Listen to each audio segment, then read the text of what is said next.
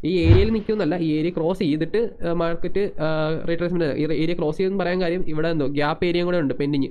So gap complete ചെയ്ത് താഴത്തേക്ക് വരാം. ഓർ ഇൻ കേസ് ഒരു ചാൻസും കൂടി ഉണ്ട്, അതായത് ഓൾട്ടെ ഹൈൻ്റെ അടുത്താണ് ഈ ഏരിയ നിൽക്കുന്നത്. അതുകൊണ്ട് ഓൾട്ടെ ഹൈ എത്തിയതിന് ശേഷം തിരിച്ച് റീട്രേസ് ആണ് ഇപ്പോഴത്തെ നെക്സ്റ്റ് പോയിന്റ് ഓഫ് ലിക്വിഡിറ്റി. ഇതാണ് മാർക്കറ്റിന് ഇവിടെ എത്താനുള്ള ഒരു ശ്രമമാണ് മാർക്കറ്റ് നടത്തുന്നത്. മാർക്കറ്റ് ഇങ്ങനെ തന്നെ പോകുമെന്ന് എനിക്കൊരു തോന്നുന്നില്ല. മാർക്കറ്റ് ഉറപ്പായിട്ടും ഒരു ഡൗൺ സൈഡ് വന്ന് ആ ഒരു സെല്ലേഴ്സിനെ ഇൻവൈറ്റ് ചെയ്യാണ്ട് മാർക്കറ്റ് ഇങ്ങോട്ട് പോകുമെന്ന് എനിക്ക് തോന്നുന്നില്ല. കാരണം അല്ലാന്നുണ്ടെങ്കിൽ മാർക്കറ്റിന് നഷ്ടമാണ് ഇവിടെ വരെ പോണത്. ഈ ഒരു ഏരിയ എത്ര ദൂരം സഞ്ചരിക്കണം ഈ ലിക്വിഡിറ്റി എടുക്കാനായിട്ട് മാർക്കറ്റിന് ശരിക്കും ഏകദേശം 1% മാർക്കറ്റ് സഞ്ചരിക്കണം. ഉറപ്പായിട്ടും 1% അങ്ങനെ സ്ട്രൈറ്റ് അങ്ങനെ പോകത്തില്ല. ഉറപ്പായിട്ടും എന്തെങ്കിലും രീതിയിലുള്ള ട്രാപ്പിംഗ് അറ്റ്ലീസ്റ്റ് 5 മിനിറ്റിലെങ്കിലും ട്രാപ്പ് ചെയ്യണം. എന്നാലേ മാർക്കറ്റ് എന്താണ് കുറച്ചുകൂടെ ഓപ്പറേറ്റേഴ്സിന് കുറച്ചുകൂടെ ഇത് ഈക്വൽ ഹൈയും ഗ്യാപ്പും ഉണ്ട്. ഓക്കെ, സോ ലിക്വിഡിറ്റി ഉണ്ട്, ലിക്വിഡിറ്റി ഇല്ലെന്ന് പറയാൻ പറ്റില്ല, ലിക്വിഡിറ്റി ഉണ്ട്, നല്ല ലിക്വിഡിറ്റി ഏരിയ ആണിത്. സോ മാർക്കറ്റ് ഇതിനെ ടാർഗറ്റ് ചെയ്യാനുള്ള ചാൻസസ് കൂടുതലാണ്.